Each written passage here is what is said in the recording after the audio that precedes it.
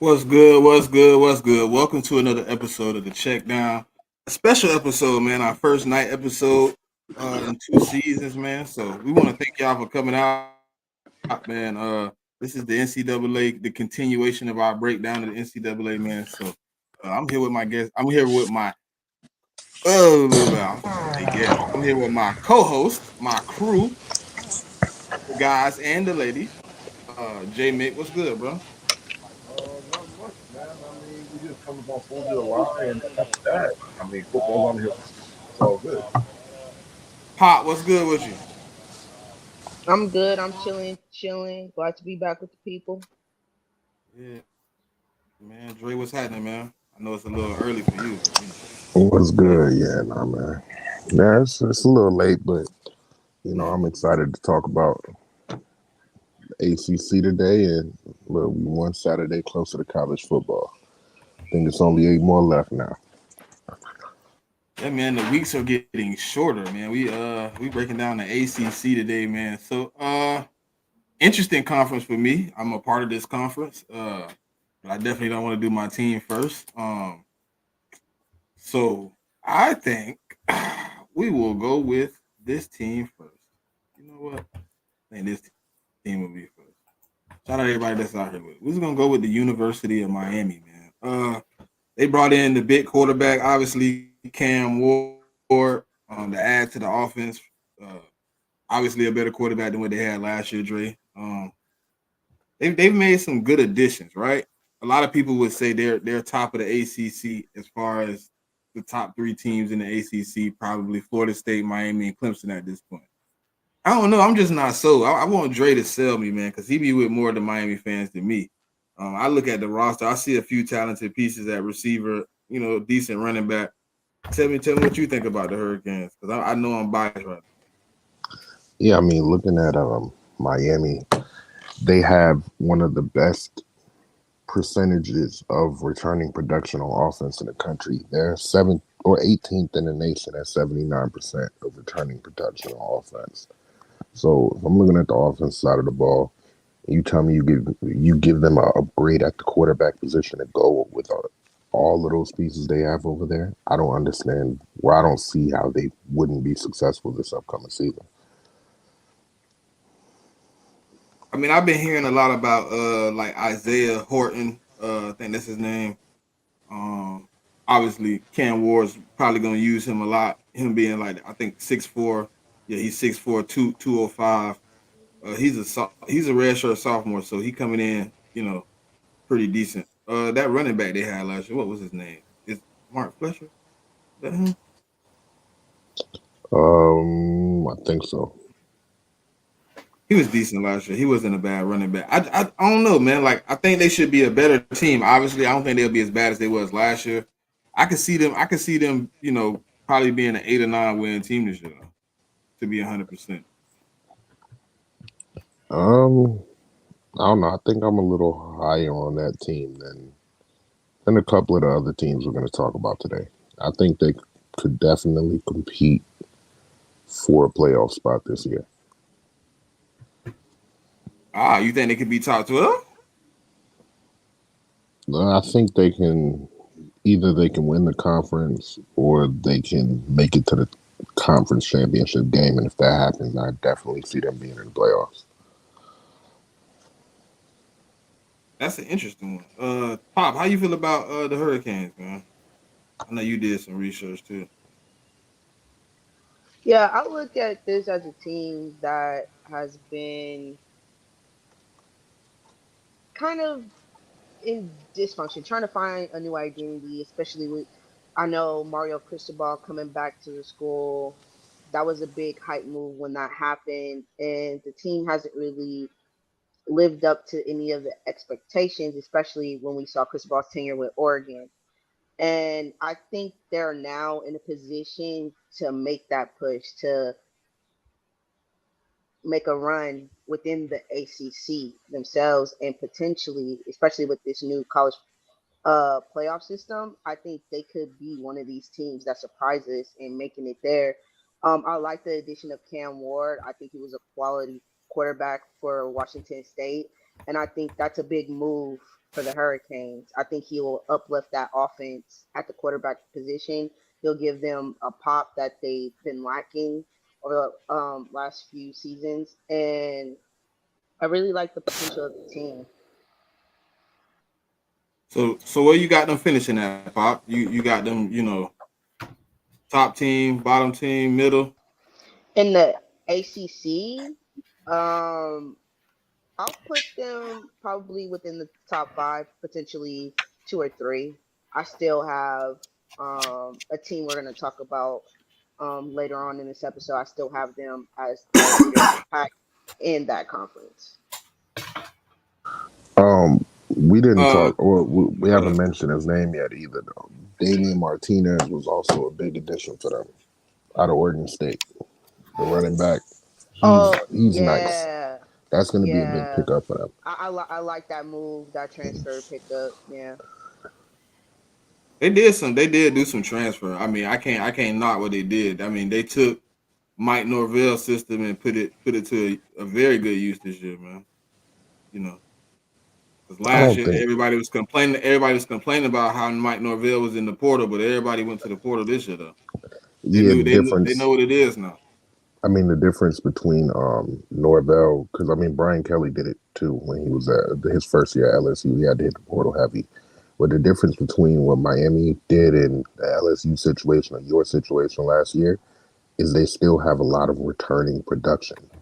What they did is they saw a couple of pieces on their team where they could get better, and then they targeted players at those positions to come in and add to what they already built as a team. But that was already a built team. They don't Right. got transfers Well, just all over the roster. defensively wise, they got a pretty good amount of transfers. But offensively, they only brought in three. They brought in Sam Brown from Houston, Damian Martinez, Oregon State, Cam Ward, Washington State. Defensively, they brought in Simeon Barrow from Michigan State. They brought in Michelle Powell from Washington. They brought in Zach Carpenter from Indiana, and Tyler Barron, Marley Cook, and Elijah Austin. All those guys didn't come in to start though. Some of those guys are depth pieces. That's what I'm saying. Like I think that team was more built up, and some of those players, yes, they're gonna start. Like Barron, a lot of people were after Barron. They just happened that they ended up being the school that got them. But I think some of those people are just depth pieces, which everybody's been doing. I mean, you can go back to Nick Saban. Nick Saban did the same shit. He went and got people out of the portal to come be depth pieces. Some of them to be starters. It's a good mix. But I think you kind So of they saying y'all hit the portal super heavy here last year. in this when they say Marley Cook, Simeon Brown, and Elijah Austin were brought in to be impact players. Majority of the other transfers will only join Ruben Bain and Akeem Mesidor to do damage. So Ruben Bain and Akeem Mesidor are the two starting defensive linemen. They're gonna add Yeah. two to that. So like I said, some of them were brought in to start, some of them were brought in as depth pieces. But I think that's good True. because you need depth. You need depth, especially in this new format with the college football playoff being the way it is. You got to play an extra, what, 2 games more than you had to play before if you made it to the playoff. So it's important to have those depth pieces. And some of those pieces you can develop because they're going to send some guys to the league this year too. All right, so some of those guys are going to be able to step in next year and be starters while playing in a help role this year as depth.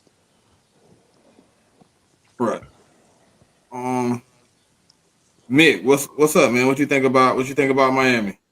Man, I look at Miami like I look at them every year. When is the hype going to match the product on the field, bro? Like I'm not moved. I'm sorry. Like Cam Ward don't really move me. I'm not like I know a lot of people are high on Cam Ward. I'm not one of them people. Like I'm not. I mean, I've seen him play at at the school he played at last year. I can't remember what the school was. I think it was like Washington State or some shit like that. Yeah. Something like that. So I'm just not like Cam Ward don't move me like that. In Miami, like I've been hearing this Miami's back talk for like the last 5 years, and then you go around and you lose to Rutgers in a bowl game. So for me, I got to see on the field. Like, I get it that they're high on their team, and I mean they think they can make the college football playoff. In terms of being 12 teams, but I'm just not there. Like I'm just not like I mean they got to show me because like I said, I've been hearing this for 5 years. Like Miami's back. every offseason around this time they back, and the season starts and they're not that good. So saying all that, I mean, like they do have players that I like. Their wide receiver, I just don't remember what his name was. He's like a white boy. And so I mean, he was really good last year. And I mean, he's gonna make it to the NFL, so he's gonna be a prospect. So I mean, like, I'm gonna be watching him all year. So I mean, like guys like him. I mean, Cam Ward. Even though I'm not high on Cam Ward, I mean, he's a prospect as well. So I mean, he's gonna get drafted next year. So I mean, now where he gets drafted depends on what kind of season he has. I mean, if he has a really good season, like I've heard people talking, he might go in the first 2 rounds of the draft if he has a really good year. But if he doesn't, then he's not gonna go in the first round. But yeah, I mean, and I guess the other thing is, like, I mean, I don't want to say the ACC is weak. I don't want to. I mean, because the thing is, like, I hate saying that because like the way college football is nowadays with the transfer portal and just guys just transferring, like what I mean, every year, it's just like you could be bad one year and then you get into the portal and then you're really good. So I mean, it's possible. Like it's possible that it takes less time to. It's because it's going to take you less time to turn around your program than maybe like 4 or 5 years ago. So I mean, that's what I'm saying. Like I'm not completely out on Miami making the college football playoff, but like they got to show me first. I'll say this. I don't know. Did y'all get a chance to look at the ACC all conference teams heading into the year? I seen some of it. Yeah, I seen it. I mean, all of the teams, they're littered with Miami players. It's like 14 to 15 guys that are all conference for Miami's team. And the wide receiver I'm talking about, his name is Restrepo. That's what. Yeah, Restrepo. He's first team. He's first team. Damian Martinez is first team. Cam Ward is first team. Jalen Rivers and Francis Mauigoa, I think is how you say that last name. But he's first team. So that's already 5 just on the offense. They got a couple on defense, 2 on the first team. They got some guys on the second and third team too. So, I mean that's what I'm saying. Like they're going to have some guys that's drafted in the draft next year. I mean, that's not even a question. Like I'm not even doubting that. But I mean, but for me, like I said, like Miami, there's always hype around Miami every year, and then they don't come through. So I gotta see them come through. No, for sure. That's an understandable take to have though, because Miami has been letting people down. It's similar to like the Cowboys. They were really good at one point, and then they have high hopes every year, and it just doesn't work out for them. But I think this could be the year where Miami actually does turn it around. Last year they had the second best offense in the ACC with a quarterback carousel. Cam Ward is a clear upgrade over what they had at quarterback last year. So I think that there's a good potential for them to have the best offense in the ACC this year. I mean, my only issue was like, I mean, for them is like, I know they had like a good recruit class. I know they was in the portal, but like they lost a couple guys to NFL like on defense. So I mean, for me, it's just like they got to be able to replace that. So I just got to see that as well. For sure, but they, as far as returning production goes as a team overall, I think they were 45th or 46th in the nation. So they're top 50 in returning production. Offense was 17th. That will put the defense probably somewhere in the 60s, low or high 60s, something like that. But they still bringing pieces back. Now they did lose. They lost both of their safeties. Come on, Knowles, get in here, Knowles. Get in here. I forgot who else, but they lost a couple people. I don't know. I'm high on Miami. I think Miami's gonna be good. Yeah, and I get the point Jay Mick is saying, because I'm still not going to completely buy into it, because you have to prove it to me. But I do like the moves that they did made. Like that Damian Martinez pickup, I really think is a great pickup for them for the running back position. His production at Oregon State last year was phenomenal. And again, Cam Ward I think is the best quarterback they've had at Miami for a minute. And he's going to be that playmaker that they need on offense. I mean, I hope so. I think Cam Ward will be all right for them. Cam Ward has only thrown for less than 3,000 yards once in his career, and it was his freshman year. Since then, he's been over Yeah, 3,000 every season. yeah. His last year at Washington State, he had over 3,700 passing yards, 25 touchdowns, 7 interceptions. That was his stats last year with Washington State, um, which I think are quality numbers. And if he can give that production to a Miami team that's been lacking at the quarterback position, I think that will push them into a higher place within the conference than they've been. Yeah, he's also like, as far as completion percentage goes, he's gotten better every year. Um, the interceptions, I mean, 7 isn't crazy. You would like to see that touchdown number go up a little more though in the college game, but 25-7 with 3,700 yards isn't bad. So we'll see this year, but I do got high hopes for Miami. What was his stats last year again? Last year he So threw his for 3,700, 30, 25 touchdowns and 7 interceptions on yeah. So 66.6 completion percentage. his exact passing numbers are 33,735 yards, Mm-hmm. and with the 25 touchdowns, 7 interceptions. I need. I don't. I don't think I saw his running stats. The rushing He stats, he had had 38 144 carries for. yards. Yeah, Now he that had was his 120 carries, 144 yards. I'm yeah, just saying. I and don't. 8 I would have touchdowns. to. Yeah, 8 touchdowns. Yep. Yeah. So those are good numbers, and I would have to look at. I didn't look at the previous Miami quarterbacks stats when I was doing my research, but I'm just saying I don't think they had a quarterback with that type of production on the team.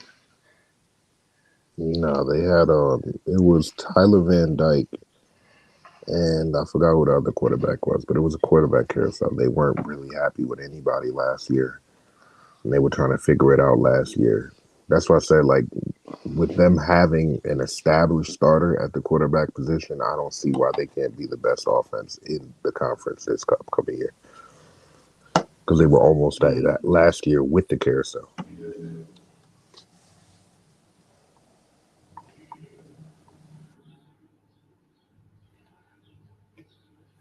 I'm trying to see. Because Bruh said he got.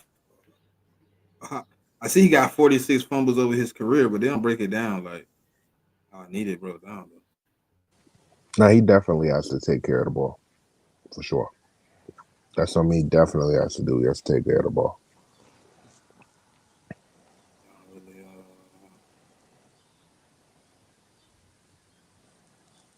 I don't really see it. I hate that sometimes, man. When you be looking up players, sometimes it just ain't.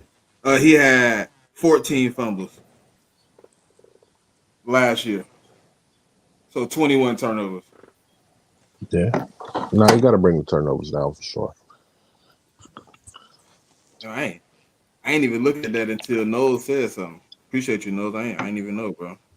I seen the 7 interceptions, but I really didn't even look into the fumbles because when you look at it like on ESPN, they don't even show that part. They just show you the 120 carries, 144 yards. That's Now, that's he a must have fact. got sacked a lot. There's How no many way sacks he had last year? 120 carries for 144 yards, bro. Oh, I he mean, got sacked 38 times. well, yeah, I mean, because he's not like just a pocket passer. Like he has the ability to run. So I mean, when you sometimes when you run the ball, I mean, I mean, you're more capable of fumbling it. So, Right, right. All right. but Well, I mean, like, and to me, like, if Miami don't win at least 7 to 8 games, like the season is definitely like a huge disappointment, though. Because I mean, I believe they won 6 last year, so because I think they were 6-6 last year.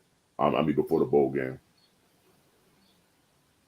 this count Ward third team. No, I thought it's the second. It's his third team. He was with somebody and then he went to, I forgot who he was with He was with before. Incarnate World Cardinals. Look like it might be Yeah. JUCO. And then He went to Washington State, Yeah, and he now did 2 he's going years to there, 2 Miami. years at Washington, and now he's going to do his last year at Miami. Yeah, I don't think Yeah, Incarnate Wood is a JUCO though. I don't think. What is it? I mean, 'cause I remember them from like the basketball season. Like, I think they might be D1. D D1? They might be. I have to look it up, but I was just looking at their roster, and looking at their schedule. I ain't really see no names I was familiar with, so I kind of. yeah, because they're out of San Antonio. What conference are they? No, I take that back. They're in football. In football they're in FCS. So I take that back. Okay. Wow. But that's still not JUCO though, right? That's still Nah, not JUCO. nah, it's not JUCO. It's just like lower tier. Yeah, Okay. Bro, I'm telling you, I'm looking at the schools, and I didn't know none of these schools. I see schools I never even heard of. I mean the only reason why Yeah. I know them is because of like gambling on like college basketball like that. That's the only reason I know them. Okay. All right. So we're gonna move on from Miami, and we're gonna go to good old Clemson.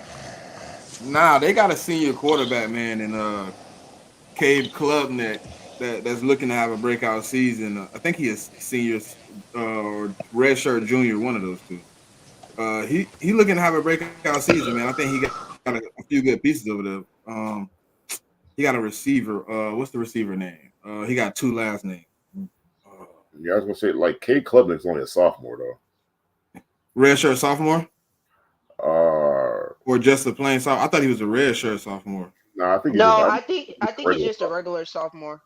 When I 'Cause I was thought looking he him played his up, freshman year, didn't yeah, he's just a regular sophomore.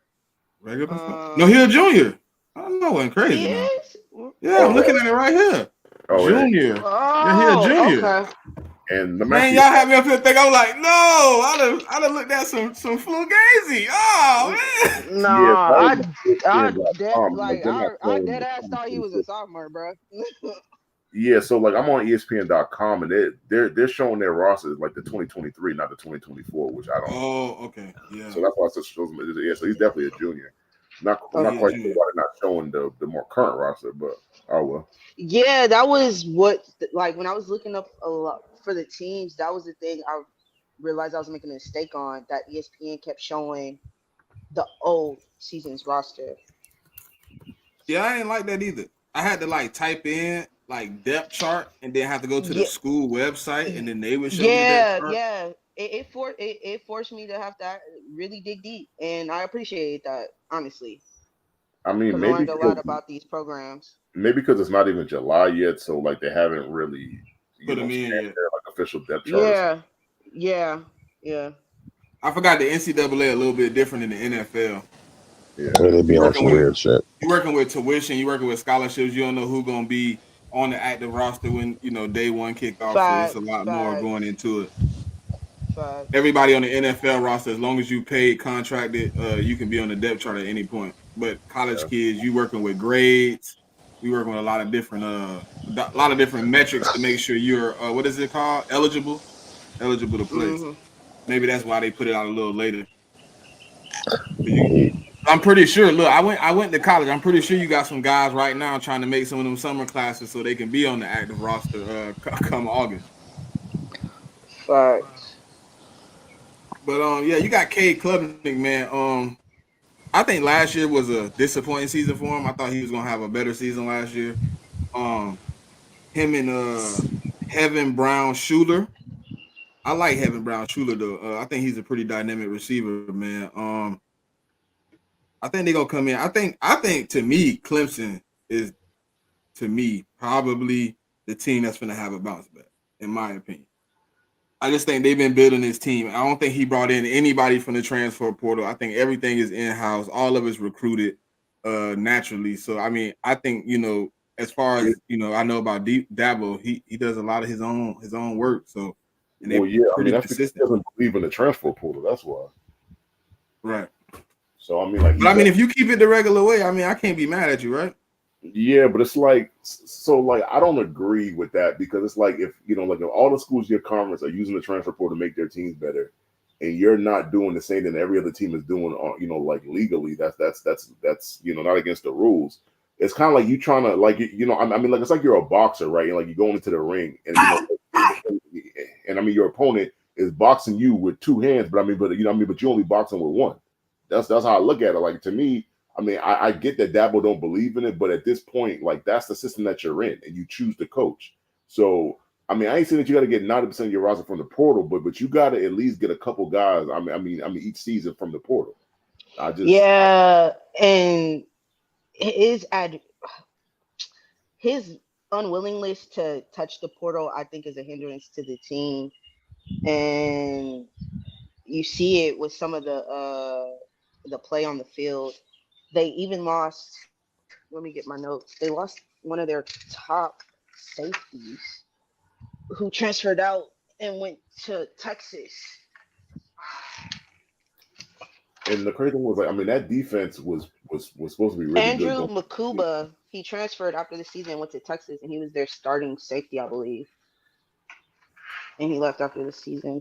And they didn't bring in anybody, but I guess they feel like they have players on the roster that could fill that role. I mean, Dabo doesn't believe in the portal. He doesn't believe in the portal. He doesn't believe in NIL. He just believes in the old school way of doing things, and that's just to go recruit your kids out of high school and try to keep them and build a team, which is why they have one of the best returning production rates in the nation. And with them, the difference between them and a lot of other schools is when you look at returning production, that doesn't necessarily mean those players played at your school. With Clemson, the returning production are players that were on the roster because they don't take transfers. So them being top, I think it's top 35. I think they were 32nd overall or something like that in returning production. To me, I think Clemson is going to surprise a lot of people this year in that conference. I think people are sleeping on how good they can be. They had some additions too, like Matt Luke, the offense line coach. That should be a really big addition. He should be able to get that offense line right. This is also year two for Klubnik in the system with Garrett Riley. He coming off of a 2,800 yard season. But Garrett Riley, touchdowns, 9 interceptions. Garrett Riley is somebody that was respected by a lot of people in college football, and just year one it didn't work out. But we'll see if it works out this year. But usually you do see quarterbacks make a jump in year two of a system. So I do think that there's a potential for him to have probably his best season up until now. I mean, the one thing I think about Clemson is like them not using the portal and not using like NIL and keeping a lot of their players is I guess the positive way you could look at it is like they get to like the players that they have on their roster that stay like they're going to develop those guys. So I guess that's the positive way that you could look at it, I guess. Right. I mean, you got guys that's going to definitely be comfortable in the system. I think Tyler Brown is going to take a leap at receiver this year. He's not coming off of the greatest season last year, but he was their leading receiver last year. I was going to say like they were receivers last year. I don't know. I thought they were talented enough. It's just they just didn't make plays. It looked like it was spread around. It looked like it don't look like nobody was like overly able to, get the rock more than anybody else. Yeah, I mean, they weren't getting a lot of separation. And my other issue with the Clemson offense this year is like they lost Will Shipley to the NFL. And I mean, like Will Shipley was their their do everything guy. Like he ran the ball, he caught it, he did a lot of stuff for them. And like I just don't know if they're going to be able to replace him with the guys they have. That's my question for them. Well, I like the I don't see his stats though. I thought he played last year for them, but he might have been hurt. They got a. Let me see if I can find it. I want to see what his stats was last year. I'll say this on defense. Watch out for Peter Woods, man. Peter Woods is a monster on that defense line. He was young last season, but I expect him to have somewhat of a breakout season this year too. He was a 5-star coming out. Most of the top programs were trying to get him, but the kid has a lot of talent. Who you talking about? Watch out for that name. The D tackle they got over there, Peter Woods. And his backup is Heaven, right? You talking about D tackle? Yeah. I had to go look. I think they gotta do. I think that because when I was looking at the depth chart, they had the dude I was looking for just now. I thought he a junior. He a sophomore this year, freshman last year. Heaven Brown Schuler. He's stepping in. Supposedly supposed to get some snaps this year. Yeah, but I think they I don't got know. Peter Woods at like N, and I think the guy you're talking about is the D tackle guy. Yeah, this the D tackle. Heaven Brown is the D tackle. Yeah, they have him. He's not Where I'm listed. looking at, they have him as third string. Yeah, me too. I don't know what And they then do. they got with the senior Peyton Page as the starter, and then they got the guy on second string is a redshirt freshman, and then I guess he's just a regular freshman, Schuler Brown. I mean Brown Schuler. What They pick. y'all looking at ESPN? No, I'm on a different website now. I think I'm on ourlads.com. Yeah, it actually gives you like the whole depth chart for offensive defense. Maybe I'm looking Yeah, at I was on a different one than that, but they had the same shit you just said, J Mick. Yeah, See, but I the mean, one like, I'm looking at Orleans. yeah, I mean, it's like it's June 29th, so like, I mean, the depth charts can change. I mean, like if they, I mean, if he has a good summer, I mean, leading up to the first game, I mean, he can. I mean, the depth chart can always change. But the guy you talk about is a freshman. I Yeah, he don't. a freshman. Yeah, like being third string as a freshman makes sense. I mean, my only issue was the guy in front of him on second string is a redshirt freshman, so that ain't exactly great, I would say. But I mean, it's I mean, it's not the end of the world though. Was he a 5-star or something? I wrote him down on the paper, but I'm trying to realize my notes is so. I don't even know what I was. He a 5-star? Is it possible he's a 5-star? I can let you know in a second. I'm going to huddle now. Hold on. I'm trying to realize what made me click on him. Put him down on my paper. I'm gonna look at some of these recruiting sites. Yeah, see, Kevin Brown Schuler. Let me see. I could let you know. He was a 3-star. He was the 64th best this one got him defensive as a tackle. 4-star right here. I'm on Yeah. Rivals. Rivals got him as a 4-star. Yeah, I was gonna say the same Let me thing. see. Rivals 250 has If I go to I'm on So this is why I wrote him 247. down. They had him down as a big signing. Yeah, it's coming out of Georgia 4-star. too. So Yeah, Atlanta. He came from Pace Academy. Yeah. I had to go back through my history, see why I wrote him down. Yeah, he was a 4-star. He's a 4-star signee. I don't know if he'll play now though. But a red shirt freshman in front of y'all think he won't get playing time, or is it possible to get playing time? I think the redshirt freshman is second in line to get playing time, and then Just because of seniority? yeah, but I'm not yeah, mistaken. he's in the system already. Like he's comfortable in the system. He knows what's going on. Dabo likes to bring guys in to develop them. Like obviously we know that because he doesn't like to go get guys out of the portal. So I'm just assuming that he'll be the second guy to get on the field. Now if they go And 3 deep, then yeah, maybe he gets on the field. yeah, I was gonna say, like, if I'm not mistaken, I think Clemson runs like a rotation with their D line anyway. So he might, I mean, he might not get the most, but he's probably gonna be on the field at some point during the year. They signed another. Oh, the other 4-star I had on my paper too. I see now. Now it's adding up. Now that I'm looking again, Ashton Hampton, the cornerback. But I don't think he'll get any playing time. But I think he might could produce and end up on the field with them losing a couple cornerbacks, and that safety could possibly be in the DB rotation though. Yeah, because I think Clemson's secondary might be it might be hurt a little bit because I mean they lost Nate Wiggins to the NFL, and didn't they lose a safety to the NFL too? Now he transferred. Oh, he transferred. Okay. He went to Texas. So essentially, they lost half their secondary. So I mean, but like we've been saying, like Clemson doesn't go in the portal a lot, so like they develop their guys. So you just have to hope that the guys that they have there are just like able to fill in. And I mean, obviously, like I doubt they're going to be a Nate Wiggins from last year, but I mean something like suitable just to kind of replace him, hopefully for them. Hey, did y'all look at this dude Brian Wesco Jr.? They're saying he probably gonna get a lot of playing time. They comparing him to CD Lamb at Oklahoma. I see him on the depth chart. He's second string, like he's a second string Z. There's a guy they brought in at Oklahoma. God damn, I can't remember his name off the top of my head, but he's gonna make an impact for them. For who? For Oklahoma. Oh, they brought in a receiver. They brought in a receiver. I wish I could remember his name off the top of my head, but he's supposed to make an impact for them. Let me see if I can find it. Deion Burks. Deion Burks Okay, he's gonna make an I've impact for heard them his from name. Purdue. Yeah, from Purdue. Yeah, I heard his name. But Yeah, the dude I was talking about, Mick, the Brian West, the Westco dude, he's supposed to get playing time this year. I know they got him at second string, but from what I was reading about from in spring, it looked like him and Cade was creating like a real good bond. They said he was getting a lot of connections with him in spring.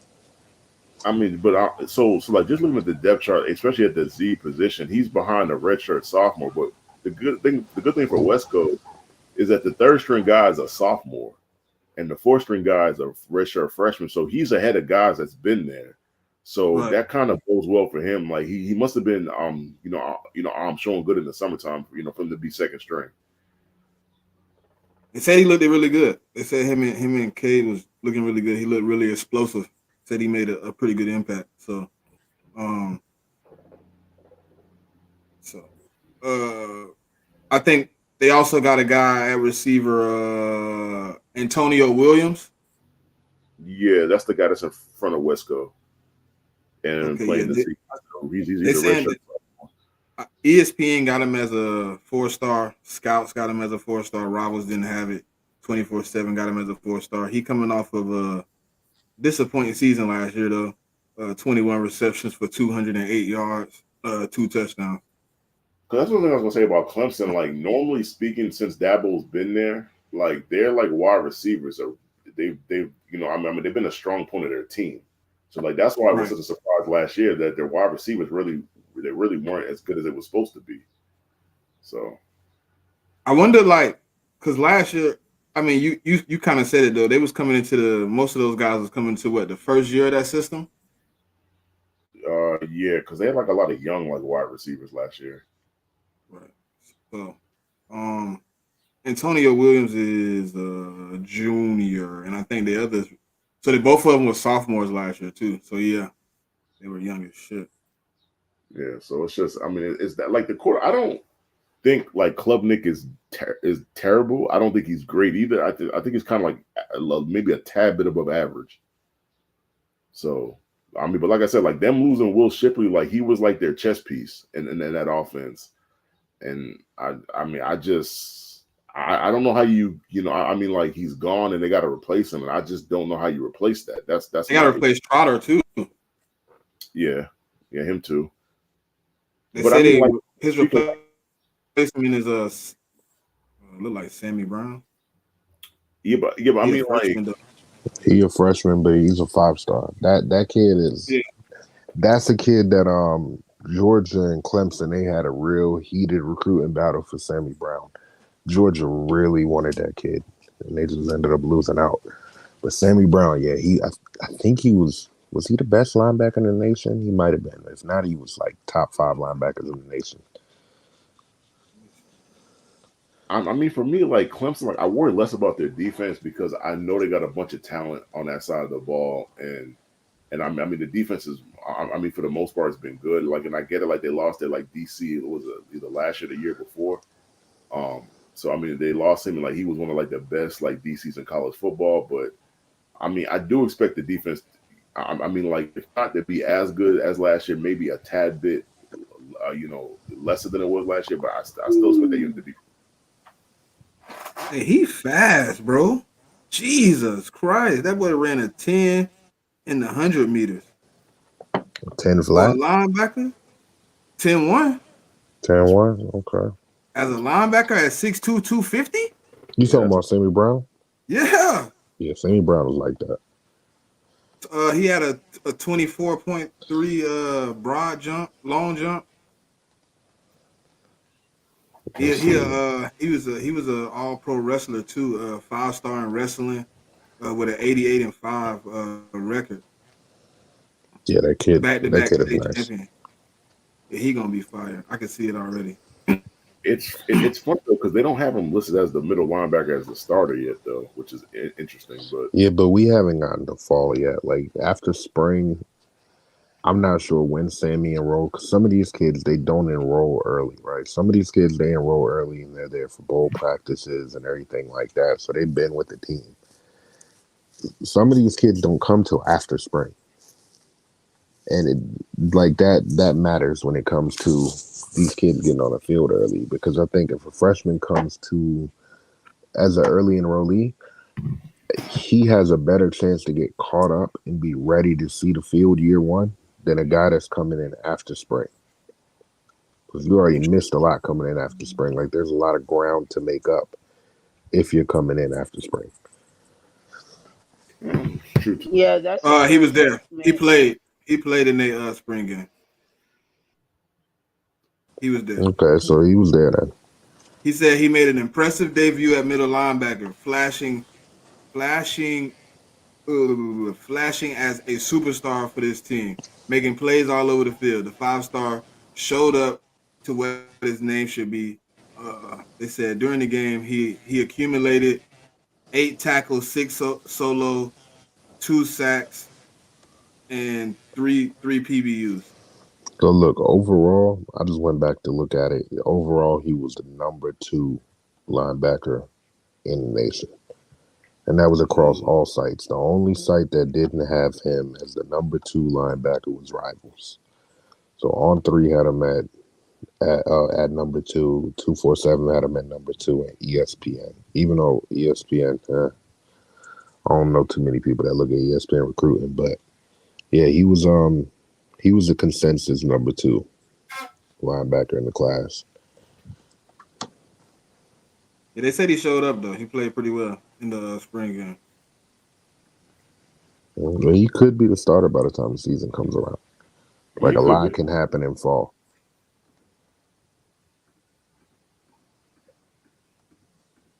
Dabo said after the spring game, we look for him to perform a lot this season.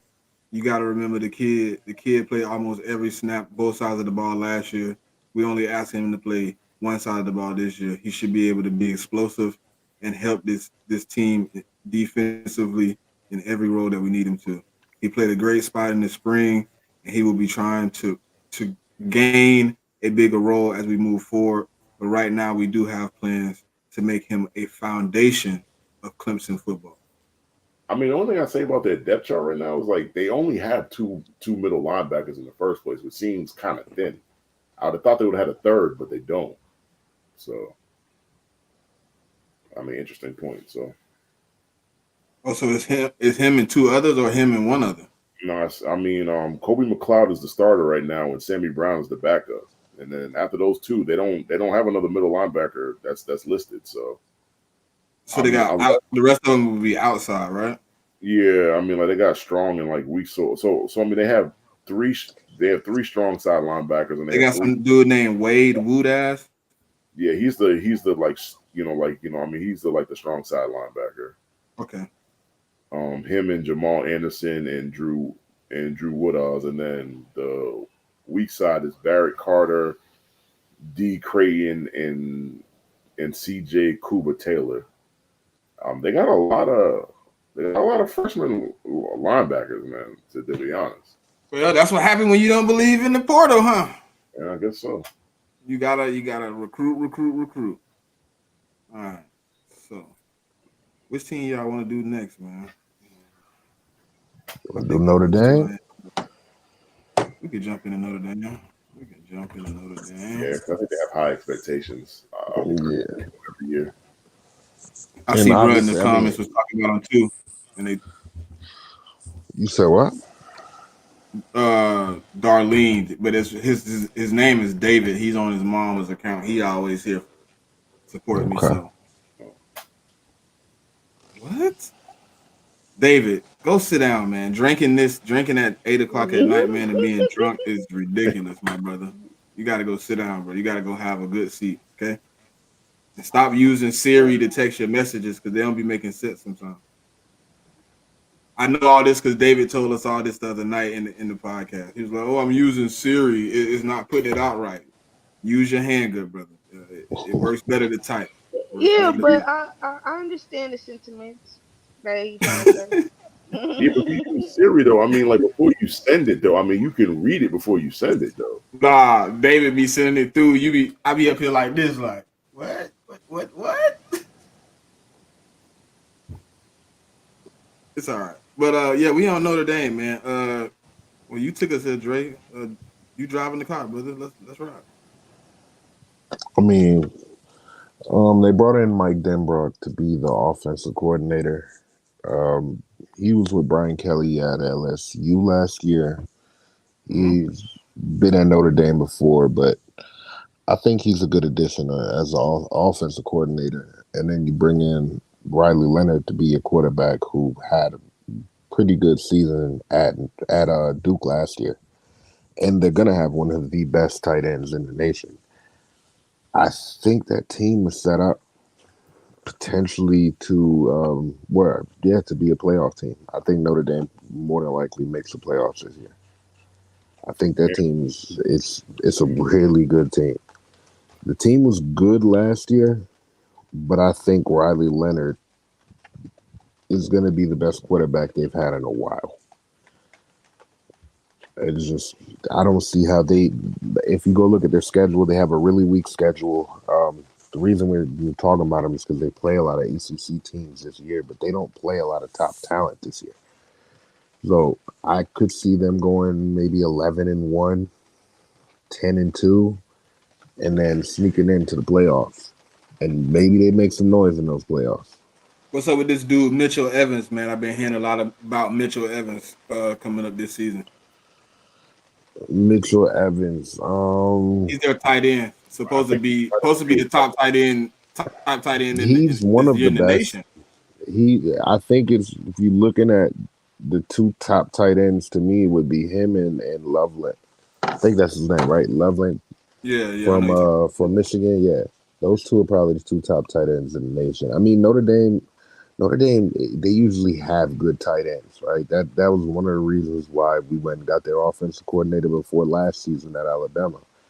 Is because of how they utilize the tight ends and how good their tight ends are. They have a track record of having good tight ends. So I think he's just the next in a long line of good tight ends to come out of Notre Dame. Yeah, I was He gonna say, I feel like Notre Dame, their tight ends always are good because like they had the kid Mayer that was drafted 2 years ago, and I mean like he was like one of the top tight ends in that draft, and they tend to have really good tight ends there. Yeah. who what did he was somebody in front of him last year or something? Who and Mitchell Evans? Yeah. I'm not sure. I mean, He was a starter last year. I'm looking at it now. It just don't seem like for how I they mean, putting the name up there, like it just seems like he would have been well, like he's better a last senior. year. He's a senior. I mean, it's just interesting that he didn't go to the league though. Maybe he didn't. Maybe he just felt he wasn't ready yet. I guess. He only had 400 yards last year. Yeah, but that's because Yeah, well, I mean, the issue was that I mean, like Sam Hartman was not that great last year, to be Nah, honest. he wasn't. They had an And they underwhelming use a lot season of run last game. season. Audrey got a lot of carries. Yeah, and I mean, he was a beast though. Like he was a really good running back. So I can see that's I can see why they did that. I hear So, what so Drake's saying about the weak schedule with Notre Dame. It's just until they can prove it to me, I'm not gonna buy into it. I do think they will offensively be a better team. I think their defense is pretty solid. But the quarterback position has been the biggest issue for me because, like, to the point, Sam Hartman, I think he was a hindrance to that offense. Um, and I guess better quarterback play, we could see them, and then having a weaker schedule this season, yeah, we could possibly see them make a push into the playoffs. But I'm just not going to buy into the hype for them right now. I mean, my thing with Notre Dame is this like like college football, they want them to be good. They want them to be in the college football playoff. So as long as they don't lose 3 games, if they lose 2 games, I think they'll put them in. I'm just being honest. Like they always want them there for I, some I, reason. I no, I agree. I think if they have two or less losses, we're definitely going to see Notre Dame in the playoffs this year. But I think if they lose a game, they should win. it's going to be another, I mean, you know, the schedule is decent letdown. though. I mean, Decent. They I got two mean, good games on their schedule, maybe three, three. three. I give them three. Texas A&M, I think is a good game. I think Stanford could be a good game. Mhm. Don't they put the Florida Trojans? State and USC. Yeah. Stanford. Okay. And I mean, USC, I got to see about USC this year. I got a lot of questions about that defense, That's why I and say it Villabob's could gonna be be a the good game. quarterback. I mean, but I can't imagine the defense being any worse than what it was because they fired the DC. Like, I mean, if you talk to any Trojan fan, like they hated that guy Oh yeah, Alec Prince was last a year. terrorist. But He was outside terrible. of that, yeah, they Yeah. got a Rudy Poo though. They do definitely got. I mean, Northern So I mean, Illinois, they should Miami, be better. Ohio, I mean, they should be Navy, better. They'll I Virginia, defensively. mean, Army. I Yeah, will say that Georgia Tech is a team I think could be really good next year. Um, I don't think we're talking about them today, but Georgia Tech, yeah, be on the after list. doing some research, okay, after doing some research on them, eh, that might be one of those games that could be tougher than it looks right now on the schedule. And yeah, so maybe three. If you take A&M, to me it's A&M, Georgia Tech, Florida State. And I could maybe throw Virginia in there, but I got to see what Virginia does with the return in production they have this year because they have some of the most production coming back in the nation too. I mean, like the one thing I will say about Notre Dame and their roster and stuff is like if you look at it on offense and defense, they only have two new starters on like each side of the ball, which is Mm-hmm. I mean, so it goes to like I mean, like continuity. Like they're gonna have continuity. I mean, obviously, one of those guys on offense is the quarterback, which is kind of a big deal. So he's got to be able to learn the system. But like a lot of people are high on Riley, so I'm not as concerned that he's new to the team. I mean, he showed pretty good at Duke. It's just like last year he got hurt. And so I like Duke. The thing about him at Duke last year was if he don't get hurt, like I think like I mean Duke obviously wins more games. So, but yeah, I mean, I think the only problem I got is Audric was so much of the offense last year. How is that adjustment going to be?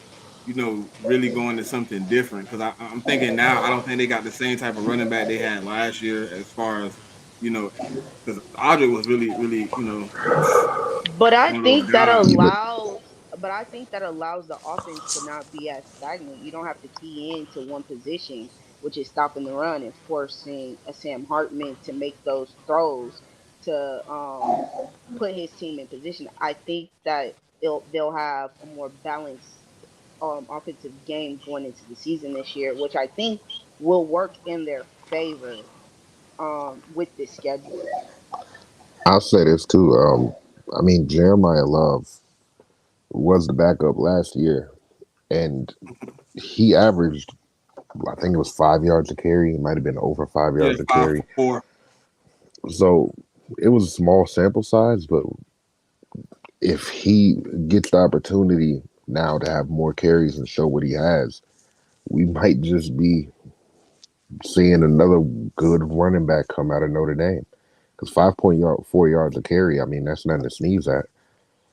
yeah, but I also think that's a lot to do with the I line mean, too. listen, his backup had 5.8 yards a carry. Mhm. Jadrian Price. But look at the history of the running backs that have just recently, I guess the last two, if you want to say. You got Kyron Williams. We all know what Kyron Williams is doing in the NFL right now. And you just brought up Aldrich Estime. Those were the Yeah. last two running Hmm. backs they had. So they haven't had a problem at the running back position. I mean, both of their running backs coming this year are averaging over 5.5, well, almost over 5.5 yards a carry. Both. So I'm going to give them the benefit of the doubt Like there. the line too. Like Notre Dame has a history of having good offensive lines. Like that's part of their history. So Does it hurt them to Yeah, lose their best offensive lineman in a long time, though? I mean, it's gonna hurt to lose Joe Alt. I'm not gonna say it's not gonna hurt, but the thing about Notre Dame is like they typically have good offensive lines. So I don't. They'll miss Joe Alt, but um, they're actually starting a redshirt freshman at the left tackle. So Talking about the Charles, I can't say his last name. Charles Charles Jagusha, Wash, Jagusa however you or say it. something like that. Yeah, Yeah, yeah, that's him. he was a 4-star. He was the number 6 offensive tackle coming out, 53rd Oh, player I see him. overall in the nation. Jagusa. Charles So Jagusa. yeah, so Yeah. I think the That boy offensive line will be all right. 6'7". They Yeah, I have don't both of really have they have um both of the guards coming back, so that's a positive. And And the right um, tackle's yeah, he's a I don't graduate really there, so he have was any there. questions about the offensive line because No, not really. I think it's gonna be pretty good for him. Um I think we just have to see what that offense is gonna do because like you said, it ran through esteem last year. So are they going to be able to have a complementary pass game to go with a running game that I know they're going to have this season? And if they can get that, yeah, that's a Hey, that's J a Mick, potential he playoff a team. sophomore too, J Mick. but Who they Charles? No, Charles Jagusa. He's a Yeah, he's sophomore. a redshirt freshman. Yeah. When the season start, he'll be a sophomore. Yeah, when the season starts. so He but played two they games got last year some. though. The last two I games mean, of the season. they did bring in two wide receivers through the board, three through the portal. One of them to me is interesting. He actually played for Alabama last year. He played quarterback at Alabama last year. He started one game, looked terrible. He's a lacrosse player. He was actually one of the top lacrosse players in the nation, and he decided to go back to Notre Dame. That's where he originally started, but not to play quarterback. He's going to go over there and play receiver. I mean, we've seen that work for other guys in the past. Being a quarterback, becoming a receiver, they know kind of how the quarterback thinks. They know that mentality, and it helps them on the field to be able to run the routes the right way and build that connection with the quarterback. So that to me is interesting. And you bring in Chris Mitchell from FIU, who was kind of like a deep Yeah, threat last year, and then they brought in was Bo Collins from Clemson, who his production wasn't crazy over the last couple of years, but he's had almost 1,300 yards. It was 1,290 on 91 catches and 11 touchdowns. So I mean, we'll see. We'll see what that wide receiver core can do. But I got I got some expectations for Notre Dame. I think Notre Dame has potential to be really good. They just got to put it together. And I they think didn't the bring in much either. When I was looking at theirs, they didn't bring in a lot of like big. They brought in like some transfers, but to me, like well, I They mean, their didn't like really biggest lose a their lot though. recruiting class was like what 4 or 5 people they brought in as far as recruiting. Recruiting or transfer portal. Not recruits. The transfer they had a lot of transfers. They didn't have a lot of recruits. Like they brought in little like Bryce Young, Kingston Villamu, Asa, Carr, Bo CJ Carr, Collins, yeah. and then they brought in Mitch Jeter. That's their only recruits. Now, as far as transfers, they brought in Quentin Autry, D lineman from Columbia. They brought in Tyler Buckner, wide receiver from Alabama. They brought Hold in on, Jordan you. Clark. I think you're looking at a wrong list because I'm looking These are the at the people that left. recruits. I'm looking at the recruiting class right now for them, and they have a lot more than that in their recruiting class. They signed a guy.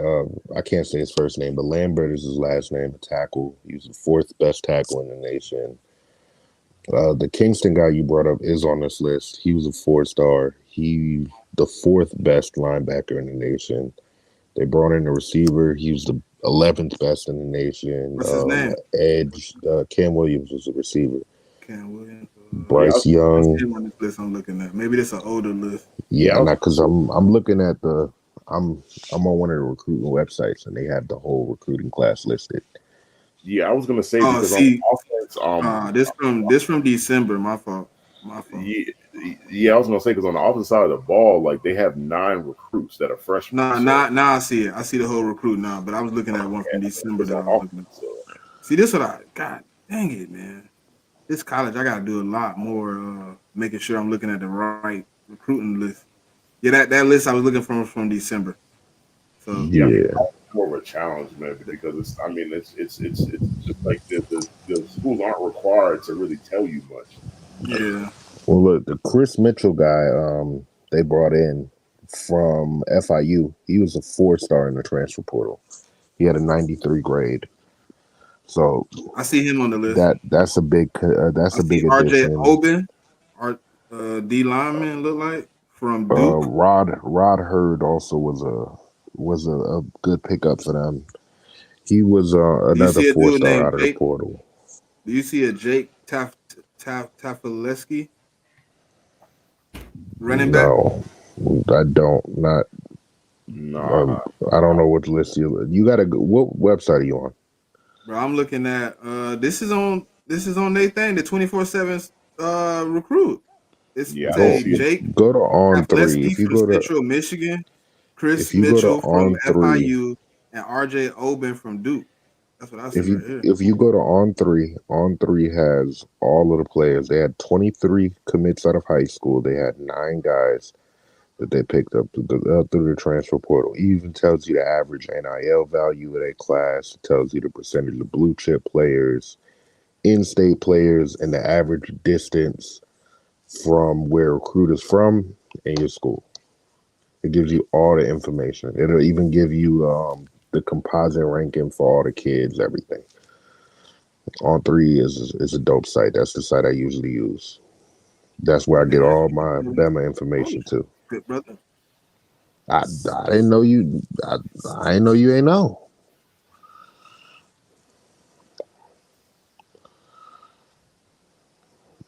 But nah, yeah, they brought in a pretty good class, and I mean their defense was really good last year. They didn't really lose a whole lot.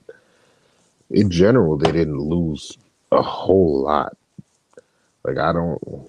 I think Clemson. I think Notre Dame's gonna be able to hit the ground running. I think week one they make a statement against A&M, and that carries them throughout the season. Like I said, I think they have potential. Maybe I think they'll be somewhere in that 12-0 to 10-2 range in the regular season.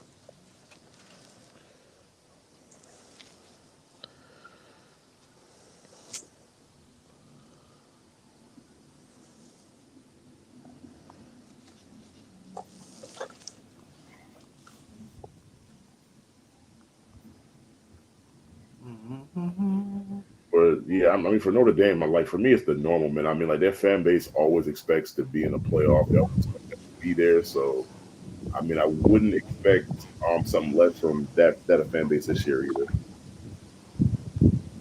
What? That Yeah, they man. gonna I say they're mean, gonna be good? I mean, like them on Notre Dame is normally they're pretty good every year. It's just they always lose too many games to make the playoff. But with the playoff being 12 teams, like I said earlier in the beginning when we were talking about Notre Dame, I think the committee they want to put them in there. And so, like as long as they don't lose 3 or 4 games, I think they're gonna make it. To be and honest. they have to play with a little more urgency than teams that are actually in the conference because they can't get a 1 through 4 seed already. So their chances of making the playoffs are already slimmer than all of the teams that are actually in a power conference. Because you win your conference, you're automatically in. For them, they have to perform on the field. Like their resume has to be impeccable throughout the year because they don't have that to fall back on as far as winning a conference. So they I can't don't afford to I don't think just it's be gotta be lackadaisical. I don't think it's got to be impeccable. I just don't think they can lose more than 2 games. Like I think their cap is right at 2. They could lose 2. That's about it though. And I guess it depends on who they losing to. Like I mean like say they lose to like Texas A&M, and Texas A&M is not a bad team. And like I mean, say they lose to USC, and I mean USC is a pretty good team, and they win the rest of their games. I think they're going to put them in the playoff. To be honest, Yeah, I think it depends on how Yeah, those teams because I think perform. they'll take them. I think they'll take them before they'll take a group of five. To be honest. The group would, yeah, that I mean, a group of five is already going to make it. Like that's an well, automatic spot. The group of five has that automatic bit. I think what Pop means is like she means like like a power four that's got like 2 or 3 losses. Like they might take a look Yeah, before them that only got 2 losses. I think. yeah. That's what I'm saying. Like, I think they'll take Notre Dame over like some other programs that might have 2 losses, just because the losses that they have, like to the point Jane Nick said, they don't look that bad. Like, I could even look back on Alabama's loss to Texas when it got near the end of the season. That Texas loss didn't really look bad for Bama. um, when it was all said and done. So I think the same can be said for Notre Dame this season. That Texas loss, if Florida State doesn't lose their quarterback, that Texas loss keeps us out of the playoffs last year, though. That is a Like fair point. it, I think it matters to y'all's point. Like it matters who they lose against and how they lose. Yeah, They can't lose to like if their two losses are, let's say, it's Georgia Tech and Louisville, right? And they scrape by A&M, they scrape by USC, they barely get past Florida State. And let's say you have a Mizzou team who they lost to. I don't know if they played Georgia this year, but let's say they did play Georgia, and I know for sure they play Alabama. And those are their two losses. They're gonna take a Mizzou team to me over that Notre Dame team just because the losses are just against better teams.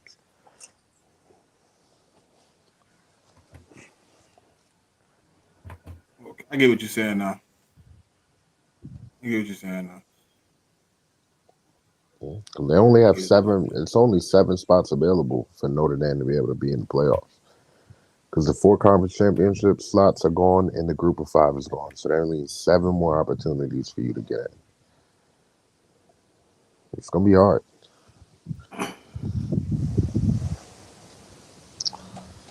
All right. So the next team on the list, since y'all was talking about them for a second though, man, I'm gonna just go to Georgia Tech, man.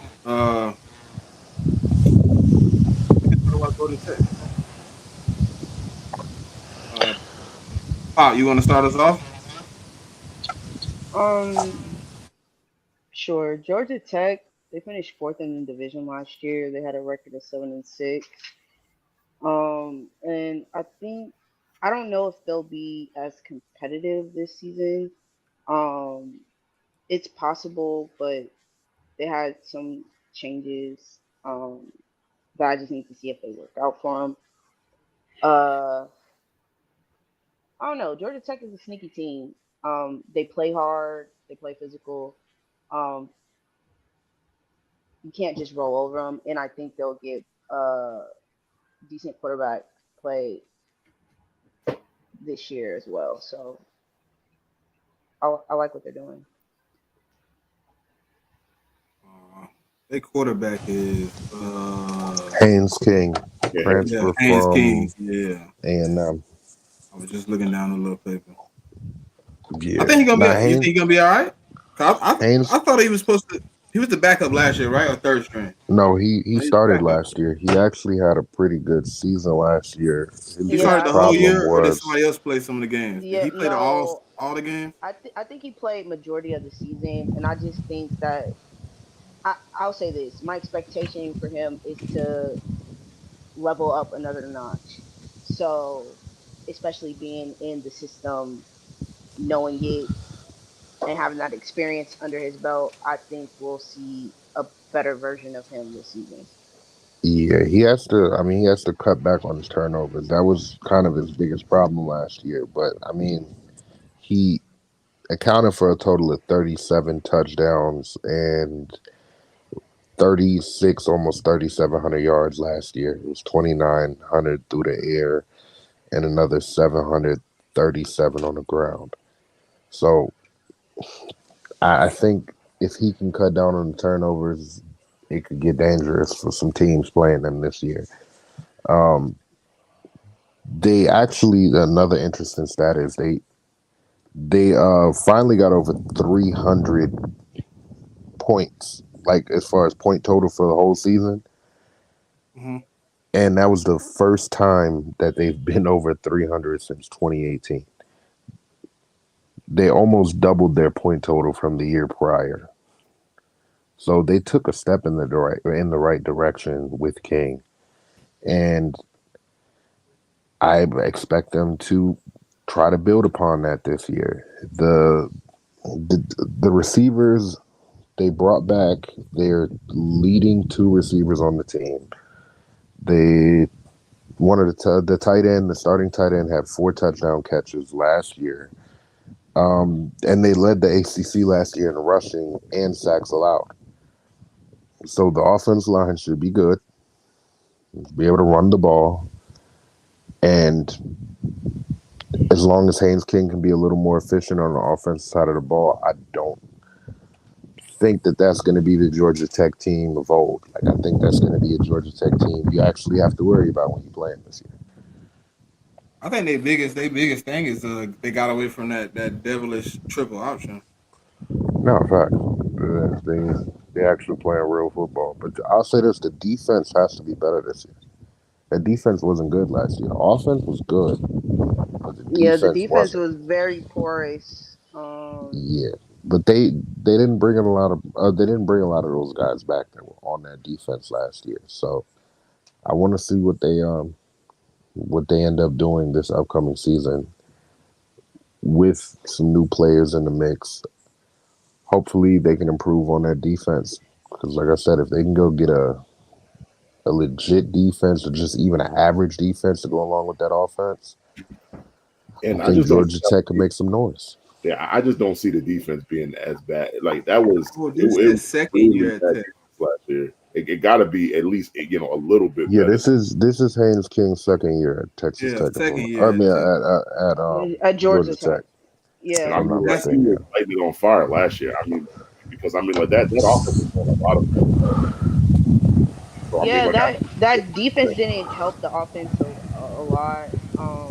So if they could get a competent defense to complement that offense, because like watching Georgia Tech's offense last year, you could see flashes of really explosive play, really good production, but to the point that Dre made in regards to the turnovers at the quarterback position, which kind of killed drives for Georgia Tech last year. If they can clean up that and get a competent defense to go along with the offense that has the possibility to be explosive, Georgia Tech is not an easy out for teams. them 16 interceptions is wild. God, Yeah, I'll say this though. I don't. I think their secondary is okay. Like I like the safeties at Georgia Tech. The corners should be decent this year. They brought in some transfers in the linebacking core, and if I'm not mistaken, also on the defense line. So we'll see what they end up doing. But if they can put it together, they're going to be a team that can make some noise. I actually got Florida State on upset alert week 0 in Dublin, Ireland against Georgia Tech. hmm, hmm, like that. All right. I guess since you went there, I guess that's where we'll go next, good buddy. Oh man, the good old Florida State, man. You know, Florida You want State to You want to start got. us kick us off? off? Yeah. Go ahead, Dre. Oh man, I kind of didn't, to be honest. All right, We fine. I losing a can lot kick of us players off. though. I'll go. I'll go. We All losing. right. We losing a lot. So I mean, I got hope in my team because we do use the transfer portal and things of that nature. But if I'm not mistaken, we lost Keon Coleman, Johnny Wilson. We lost our running back Trey Benson. We lost Jordan Travis. We lost Jared Verse. Uh, we lost Renardo Green. We lost the other cornerback also. and watch your tight end too, Bell, Jaheim Bell Yeah, too. we lost. I was just finna go there. Jaheim Bell, he gone. Um, he got a lot to replace. I mean, but that's what happens when you hit the portal so hard. Like that's what can happen. But I mean, we do that every year, man. I don't think we gonna ever stop hitting the damn portal. We gonna hit it every year. We did it again this year, if I'm not mistaken. I think we brought in a lot. Nose You is in the did. comments. I'm sure he's still here. We brought in a lot. You definitely brought in a lot. Shut up, Drake. Mm. I know Look, you see, I've been you ducking going brought to in my a couple team. Bama guys. You brought Man, we lost. a Hey, couple Coach Bama B, chill, guys. chill, Coach B. We got dang. I What mean, Coach B say? he said we lost the whole team. That's a fact. I mean, you pretty much lost a lot of your starters, man. You kind Yeah, of we did, bro. Yeah, we But did. y'all I have the mean, worst. I think it was the worst returning production in your conference. yeah, we I can did. go. I gotta look at it again, but it was either y'all or Duke. I think. I mean, it makes sense though because you lost all them players to the NFL, man. It makes a whole lot of sense. Yeah, we did. But I mean, we did bring in DJ Uunglele. We also got to commit too. What's the dude name? Luke, the quarterback. Croman Hope I can't or say his Hope. last name. Croman Hope or Hope. Yeah, and you could just say in a Luke Cage, man. Yeah. Yeah, Luke K. We got him coming in also as a 4-star quarterback just in case DJ don't want to get You got right. two freshmen coming in. Matter of fact, it's not just him, and you got to name Trevor Jackson too. He Oh is yeah, Trevor. Yeah, we got Trevor too. You got Brock Glenn still too over there. He was Who? there last year, if I'm not mistaken, right? The quarterback, Brock Glenn. and Wasn't he's he Oh there on last man, year? he God in can that. move down the roster, Hey, man. maybe he gets better. But I'll tell you this. Your offensive line is a lot of experience on that offensive line. But I Yeah, got some that's probably our questions. best. That's probably our best part of the I, s- offense at this I point. still got some questions about that offense line because I need to know if is your center gonna stay healthy this year, and I'm hoping.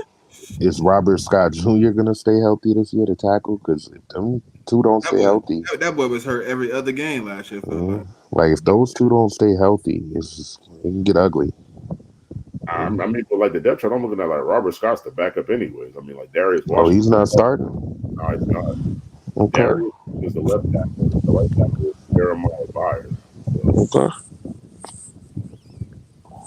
Oh, Coach B But say DJ is playing all year. yeah, now DJ is You a definitely gonna play hater, all year. dog. Now Yo, DJ you is a playing all year. no, I mean he definitely is because I mean you have four no, quarterbacks in your room. Like all the other three guys are all freshmen. yeah, they all I freshmen. I think Yeah, and he could have his DJ best season. had he had a little over 2,800 all-purpose yards with 27 touchdowns and 7 interceptions, and that's including his rushing stats as well. So, I mean, those are good stats, especially with an Oregon State team that did perform pretty well last year. DJ could have his best production, and also shout out to my boy Jay. He gave me some players to look at: Azariah Thomas, Shaheem Brown, Darius Washington, and Patrick Payton. A couple of them are DBs, a DN, and an offensive tackle for FSU to look out for. Those are potential starters that we'll see a lot of production from coming into this new year. And I honestly see FSU as repeat conference champions going into this season. Thank you, For me Pop. to Appreciate it. for for me to move off that opinion, I will have to see a lot of these other teams perform a lot better.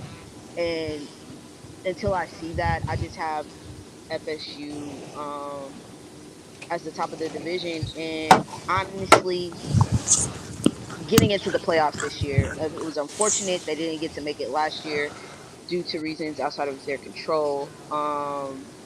But I really like this FSU team. But yeah, you guys lost a lot of production, especially on that defensive line. So we need to see what that talent that you guys have is going to As far as the produce. defensive line too, we brought in Marvin Jones from Georgia too. I think that's going to be a big addition for us too. I mean, Yeah, we I brought in definitely Marvin brought in some Jones. pieces. You We already brought in. know. I don't really know about Sites. Then, can anybody say his name? Sionelohe from Lola, Oregon State. yeah, I think that's how you Nah, say Lola. I think, His name's Sony Lalohi. yeah, I mean that could be it too. Yeah, I guess. He's from Oregon State. But the biggest pieces I liked it was Roydell, Malik Benson, and Jalen Brown. I think those three guys on the offensive side of the ball are gonna help some of that production. DJ obviously is a good pickup for us. Well, I think Um, the thing about DJ is as long as if you give him time to throw in a clean pocket, he'll be all right. It's just, I mean, like what I've seen from him at two different schools is like when he gets pressure, that's when he just start doing shit he ain't got no business doing. it I looked like we said, love Alabama this year though, because we got a lot of uh, transfer on the damn squad. yeah, I was gonna bring up one player that you didn't mention as far Oh, as Earl. players. Yes, Earl. I was getting Earl there, was man. one of God, the give me a players. chance. Give me a chance. Earl was one of those guys, man. That was one of the players that hurt when that he left. Like I had high expectations for Earl this year, but Earl also he deals with some injury concerns too. Like that was one of the problems he had at Bama, just stay healthy. But we had high hopes for the kid. Like the kid was, he was definitely in line to at least fight for the starting job this upcoming year, if not be the starter. So Earl Little, yeah, that one. And you said Roy Dell. Roy Dell is a good running back. Roy Dell just couldn't come back to Alabama this upcoming season. There was no more room for Roy Dell in that room. And it's not because he's not a Right. good player, but it's just we have one of the deepest running back rooms, in my opinion, What's in up the with country. TJ Ferguson? TJ Ferguson. He's an offensive lineman we got from y'all. TJ Ferguson. I'm trying to think. Ferguson. I don't think Ferguson saw the field for us. Okay. I don't think so. I don't see Just much off on of him either, so I was wondering if you. I was gonna the. ask you about it. I No, had it I written think down. he Ask might have Dre played. about TJ. He might have played, but he wasn't like a real starter for us. He might have got in every once in a while though. But I had to go back and look. I'm not even gonna lie to you. TJ Ferguson, he definitely wasn't an impact player. I'll tell you that much. But maybe he's better over there than he could have been over here. Like he wasn't gonna start on this team this year. Center, I mean, we have one of the best centers in the nation. We have one of the best guard duos in the nation. Left tackle, you got a 5-star sophomore starting there. And on the right side, we still got to see who the starter's going to be, but there's number 4 and 5 stars in the room. So the talent is going to be there on the offense line. So he was probably one of those kids that felt like he needed to leave and go somewhere else. He But played 7 games for y'all last year. I'll say this though: what Pop said, she got y'all winning the ACC, and I agree with Coach B. I think Clemson, and I'll even throw Miami in there. Those two schools, I think I have them on my list right now higher than Florida State. Hey, did y'all have somebody going in and out? Dre, an injury on the offensive line? It wasn't really an injury on the. 'Cause Let I'm me looking at think. his snaps, and it looked like he played like 40 snaps against Middle Tennessee. He played the whole game against Let's USF. He played The USF game, we were missing. Who the fuck were we missing in the USF game? We he were played the missing Ole Miss somebody. game. He The played the Ole Miss Kentucky game game, in Chattanooga. the That's the Chattanooga games he played game, last year. and the first game you said, those two, it could have just been a situation we would just because we were beating them down. Like they throw the backups in there, but those other games, I know against USF, was it Booker that missed that game? It might have been Booker because I It don't looked like remember he him. wasn't. He didn't play a lot of snaps, but he did. It looked like he came in for how it looks. It looked like he came in for somebody injured. Like somebody went down and he came in for a few snaps, played like maybe the next game. Then he was out again for 2 or 3 games. Then he came back in for He like was spare if he was moments. at guard, it was probably I think it was Booker that was hurt last year. Booker was hurt, but Booker's back and he's healthy. And like I Yeah, said, he's one of the best in the he nation. played guard last year. Yeah, Yeah, he was probably in for Booker. And it's like it's not to say he's a bad player. He just as far as getting on the field over here, it would have been hard for him to get on the field. We saw that same shit with Oregon last year. Corner, I'm blanking on his name right now. But the corner that ended up going to Oregon, Kyrie Jackson. Kyrie Jackson was at Bama. He wasn't a bad player. He just couldn't get on the field because of the talent in front of him. That happens. I mean, when you're stacking number 1, 2, 3 recruiting classes in the nation, you're gonna lose kids that other schools can definitely use.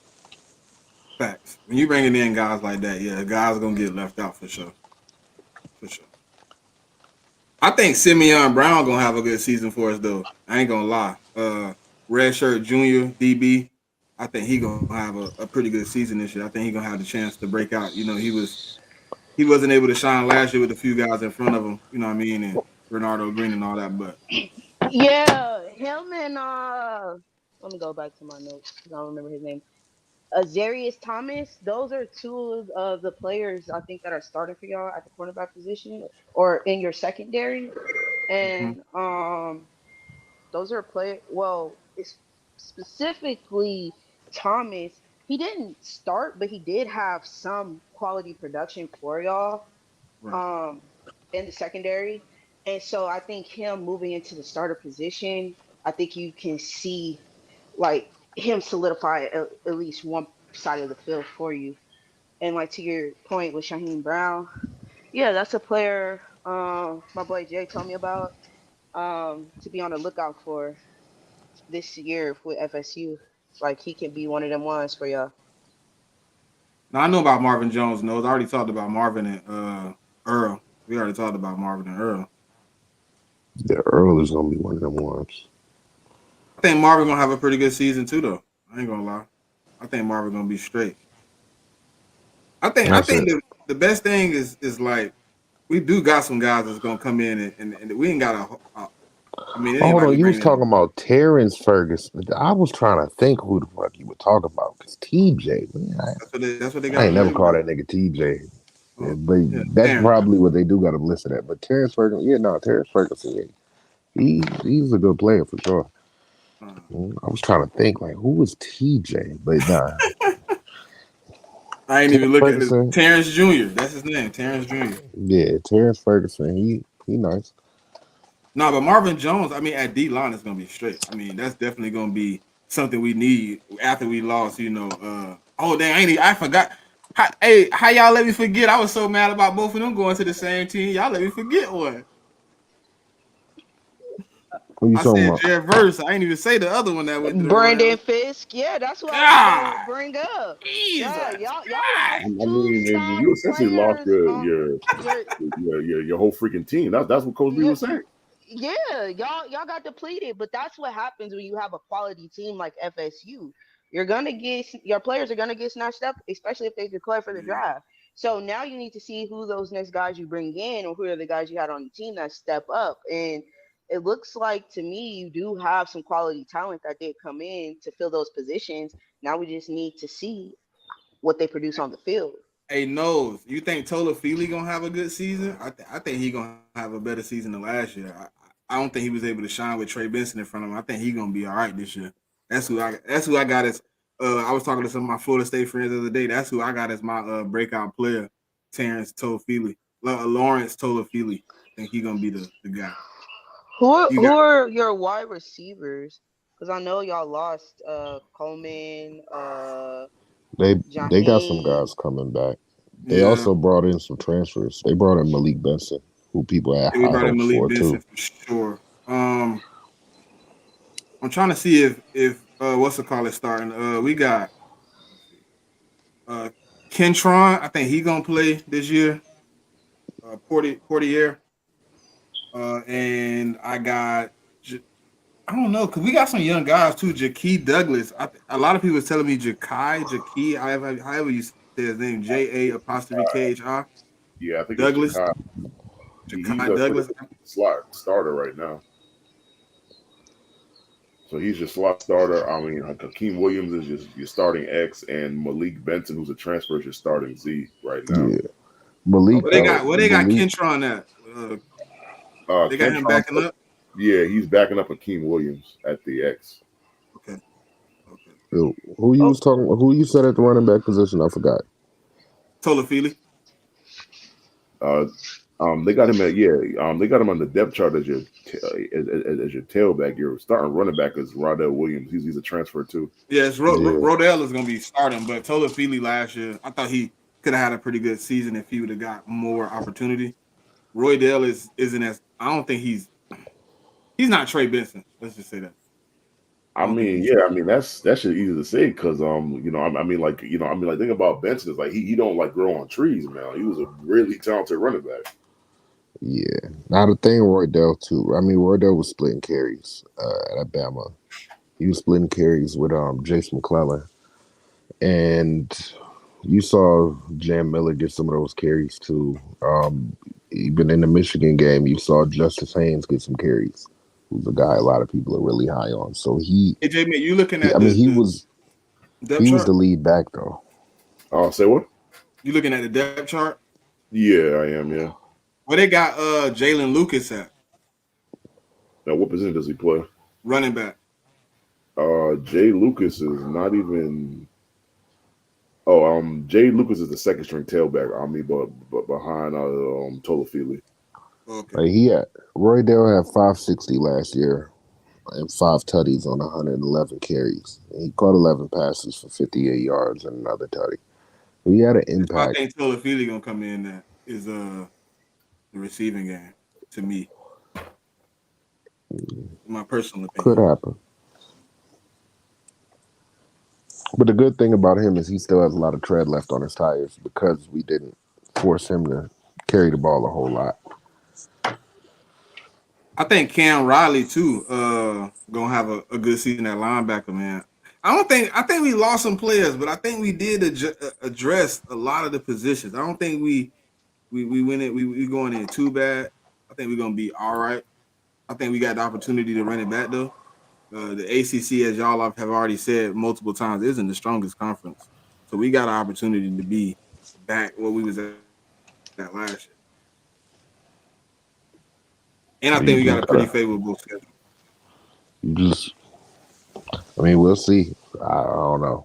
Like I said, I'm higher on those other two teams than I am on you this upcoming year, but y'all are definitely in the mix. Y'all definitely could win it. Nah, This Knowles, man said it's Georgia Tech. That's injuries crazy. were a problem. I just read Knowles' comment. Injuries were a problem at Bama. The thing is, he could have came back, but he didn't want to come back because he wasn't going to see the field a lot. But there was a lot of hype surrounding him, and the injuries is what kept him off of the field initially, and then he decided not to come back to football that year. But Earl Little, like I said, I'm high on Earl Little. I'm not gonna talk the guy down, but he was also, I mean, he was behind some good guys in that room too.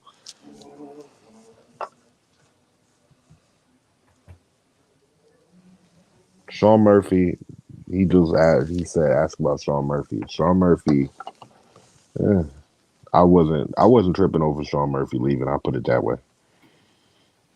You were mad about Sean Murphy? Nah, I wasn't mad at Sean Sean Murphy Murphy is leaving. a linebacker.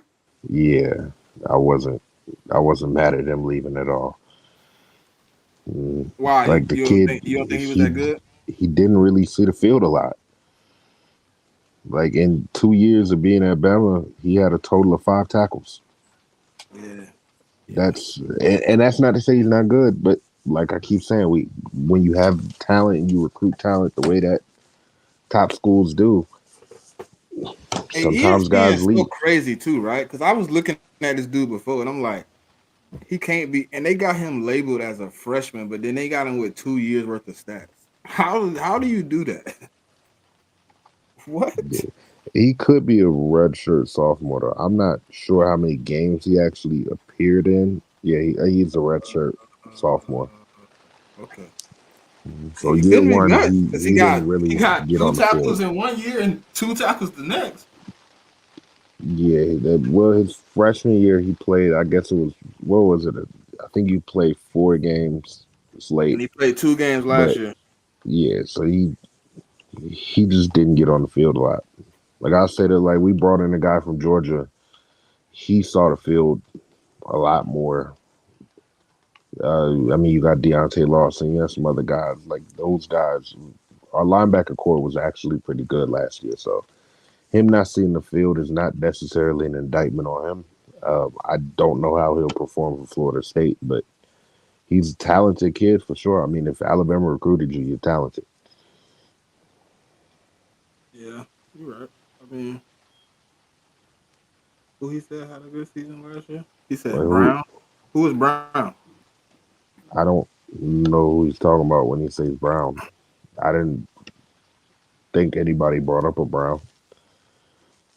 Oh, you must be talking about Jalen Brown. Jalen Brown's the third string X. He's a transfer too.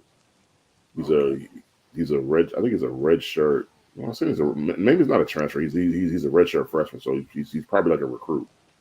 Yeah, but I mean, I don't think anybody. I didn't say he didn't start or anything like that last year. He might have been talking about based off of the depth chart or something like that. He could be talking about Devontae Brown too, because that's their starting free safety. I'm not sure which Brown he's talking about. I guess that's the issue. He could be talking about Devontae though, because he's the starting free safety. So Oh, he said hell yeah. yeah, so it's Devontae. Okay. I was wondering which Brown he was talking about. I'm like, huh? Yeah, they must be expecting big things out of Devontae because he's a redshirt freshman transfer. So I'll say this too. DJ Lundy, I think, was a good pickup for y'all too. Linebacker from Indiana, I think he was a good pickup. So I mean Devontae Brown. Cam Davis is the running back. I know about Cam. So I mean Devontae Brown is coming from Miami. He was at Miami and Central Florida. So Ooh, we took somebody from Miami. Love it. yeah, I'm not sure if he went to Miami first or Central Florida though. I'm not sure. Cam oh, this man naming the whole roster. Yeah, I'm not about to go through your whole Hey, roster. this man going through the whole roster. Hey, look, you want to go through the whole roster? No, you gonna have to catch me in a space, man. We can have that conversation, but I'm not fit to go through the whole roster right now. Hey, I'm like Douglas Lucas. Oh God, this man going through the whole roster. All right, we got it. We can't mess with Nose. He going all the way in. Well, we got one more team on the list for today. NC State. I hate NC State the most. They always end up getting some sneaky bull job game on me. They had a streak going for a little while there until last year. They stayed sneaking up and beating us. I think they're gonna be the same team as usual. They're gonna be able to have some good production. They just one of those teams that have consistency, man. They're consistently a decent team. They're consistently I ain't gonna say they're like a top team in the ACC, but they stay giving people they stay giving people a run for their money, man. They're the upset kings of the ACC for sure. But I think that's the issue with them is like they're consistently pretty good. Like Mid. yeah. I mean, like pretty consistently average. Like, they never really have a great team though. Who they got as a starting quarterback? Because they got Grayson McCall, and he's better than anybody they had starting for them last year. Because I know they had two guys playing for them. Thing. Yeah, I mean, but Grayson McCall he's definitely an upgrade. Yeah, he's the starter. Then C.J. Bailey, he's the backup. Yeah, C.J. Bailey, the backup. Okay. And then Lex Thomas is the third string, but he's a redshirt freshman too. So I mean, yeah. They got some pieces though. I mean, Grayson at quarterback, that's an upgrade. Then you still have the ACC Rookie of the Year last year. Was Kevin, can't say his last name, but it's like I think I'm probably gonna fuck it up, but it's Concepcion, I think, some shit like that. I think it's Concepcion, yeah. Yeah, Concepcion. He's back, but they also got the wide receiver from Ohio State, Noah Rogers, who I think has some talent. We'll see what he does this year. And they brought in a running back from Duke. So I think the offense has potential to be good. We have to see him put it together, but I think with Grayson McCall at the helm, especially because they hit a stride late in the season. Like late in the season is when they actually started scoring. Running back you talking about is Jordan Waters? Yeah. Okay. Yeah, he ain't got he a graduate too. He a graduate senior, so yeah. Officially, yes, they're supposed to be taking classes and taking school seriously. Still, I'm here to tell you that most graduate guys are not taking school serious anymore. They got their degree. They're going back for that year to develop and try to get to the league if they're good enough. Jalen Milroe's a transfer this year. I'll say this. He's been putting a lot more work in this year than he could in the last couple of years. He trying to up that draft stock this year, man. What you mean? Oh, for sure. But nah, I think they definitely have some potential. I mean, the defense, you have to replace Peyton Wilson. That's a big loss for them. Big loss. Peyton Wilson was really good for them last year. So we'll see what they can do there. But if I'm not mistaken, their whole linebacker core is a new group of linebackers. I think they have a new starting nose tackle, or maybe not new to the team, but just new as far as being a starter. Um,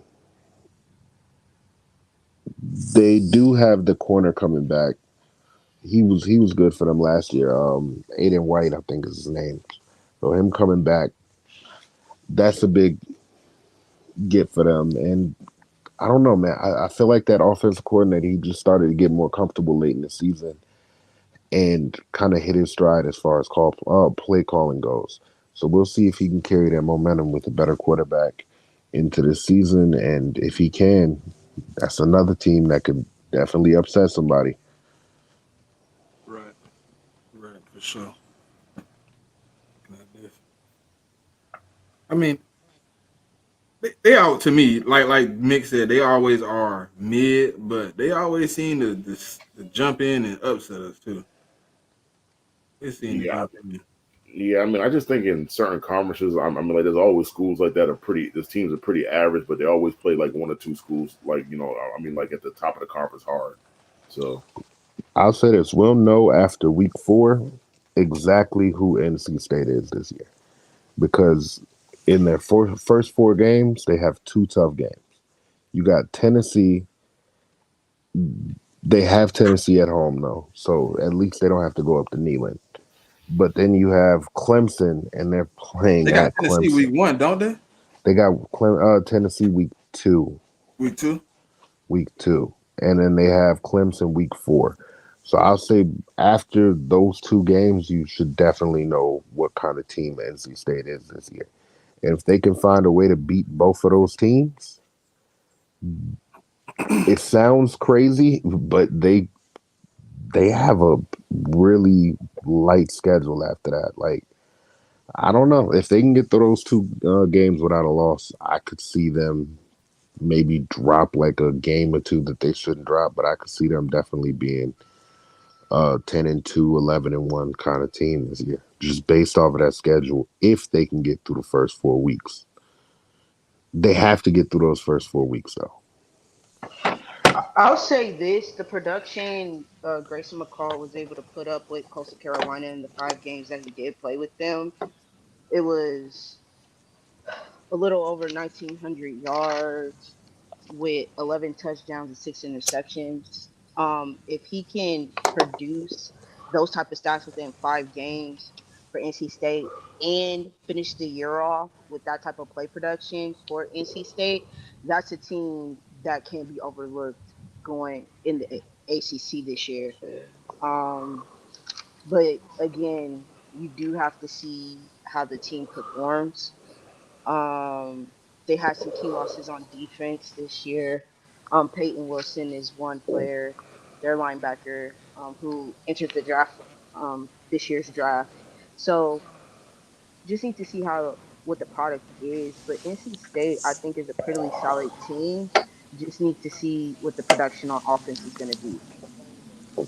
Yeah, like I think that's the ceiling is somewhere up there where I was talking about, but I think just realistically going into the season, more realistically, they'll probably be 8-4, 9-3, somewhere in that territory, which is still a good season if you're NC State.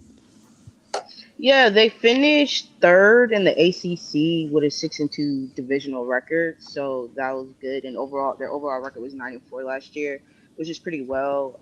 I don't think that's a playoff team, even with this format, with that 9-4. But if they get 10-3, 11-2, possibly, or even finish second in the ACC, they potentially could be one of those playoff teams that we see that fill in the last couple of spots you have. But like I said, it's going to be, even with the 12-team format, it's still going to be difficult for certain schools to make it into those last couple of spots. For sure. Nah, I think I mean, like we have to see week 4 though. After that game, I'll know exactly what this team is this year. If they can get through the first 4 with one loss, I still think that they're in a really good spot. But if they can get through the first 4 without losing a game, I think they're in a really good spot. And that would put them on the path to probably getting to the ACC title game. Just because I don't know. I don't think that their schedule is that tough. Like the Syracuse game could be a little tough. Maybe I don't know. Maybe I guess the Georgia Tech game could be tough, but I don't think there's a lot of tough games on the schedule after those first 4 weeks.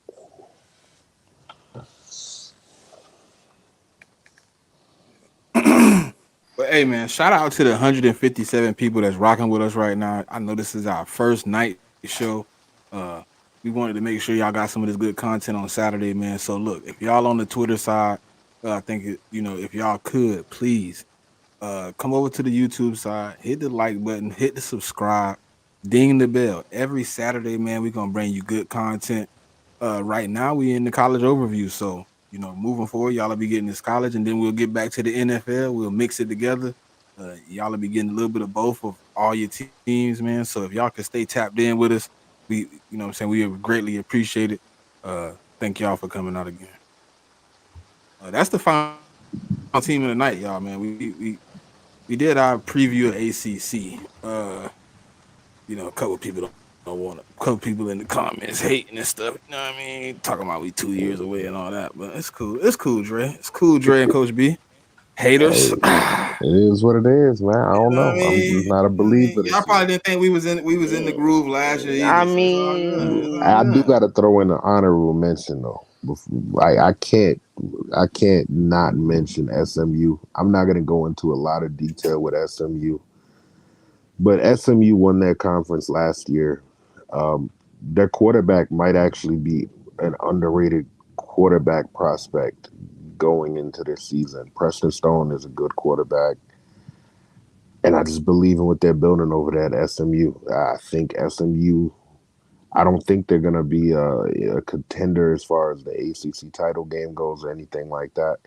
But I think they're going to give some teams some really tough games, and they're going to be a team that a lot of teams don't really want to play. And shout out to the running back from North Carolina too, Hampton. That kid is nice, and that's a name a lot of people are gonna be talking about after this NFL season. Once that draft talk starts, a lot of people are gonna be talking about Hampton out of North Carolina. That kid is nice.